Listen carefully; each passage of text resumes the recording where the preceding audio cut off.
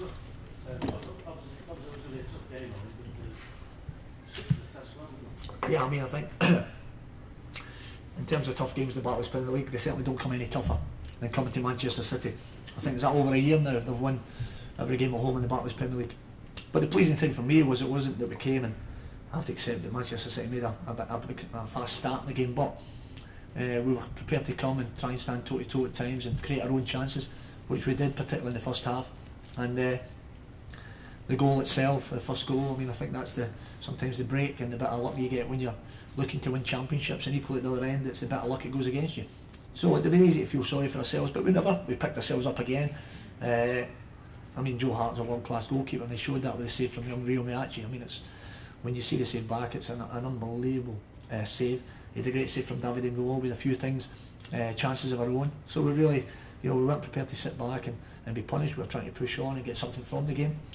As it transpired in the second half, I mean, the second goal was hard to take from me because probably 2 or 3 mistakes that's led to it, and then a sublime piece of skill from Adam Johnson right in the byline with the back heel. But that's why these players play in elite clubs such as Manchester City.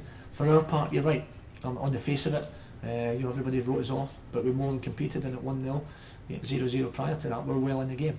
So we're disappointed to lose any game, but what we know as well, and I stressed this to a lot of people prior to Christmas, that when we come out of the Manchester City game, we'll have played, and we have done, 5 of the top 6 clubs in the country twice now, in Manchester City, Manchester United, Arsenal, Liverpool and Chelsea.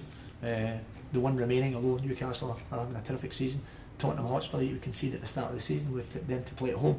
So out of the 5 clubs in our area of the league, we've certainly the toughest set of fixtures. So what we must do now is take the positives from today and go and capitalise on the games to come in front of us. We have 11 games, 6 at home, 5 away, and there's points to be achieved in every one of those games. And if we offer up the level of performance, particularly in the first half, then there's no doubt that we can achieve points, and ultimately our short-term goal to make sure that we stay in the Barclays Premier League. And that's what we have to do starting next week at home against Queen's Park Rangers.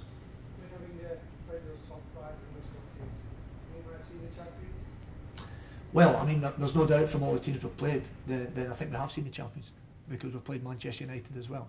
So I think it's going to be a fascinating race. I mean, obviously my concerns at the other end, but as a football person and somebody that loves the game and loves seeing top-class players and top-class teams, then Manchester City have such a plethora of players. It's the quality they have.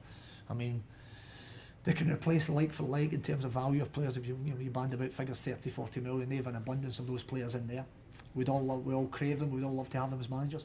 So there's no doubt it's going to go right to the wire. The reason being, in my opinion, because Manchester United are coasting the distance. They know how to win games, and they have that mentality, and they themselves have undoubted quality.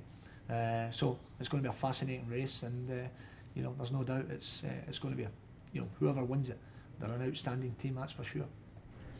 Oh, and did you think when you saw the team sheet, Aguero and Silva, that actually you might be able to cause an upset here? Well, it's not as if, as I said before, I just alluded to it earlier, the players that came in and play, I mean, these are top class players, everyone a top class international. Pizarro's come in lately and showed his quality there as well. So regardless of Manchester City play, I mean, they could probably fill 2 or 3 teams, couldn't they, with the quality they have, and that you're going to be up against it at various stages. I mean, Aguero's played behind Balotelli lately, never played today, so Yaya Toure then goes into that position who, when he's at the top of the game, I mean, sometimes he's unplayable because of the power and the pace and the strength and indeed the quality he has. But I mean, our lads, to their credit, stuck to their task. We were well in the game, and Joe Hart, I mean, he's going to be one of the best, not obviously he's England's #1, but he's going to be one of the best goalkeepers in the world at the moment.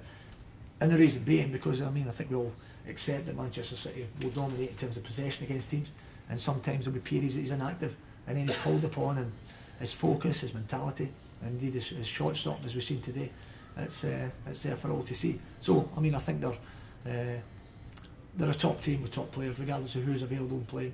You're always in for a tough game, but for my part, I was delighted with the application of my players, how they went about it, and that's what we've got to take into now.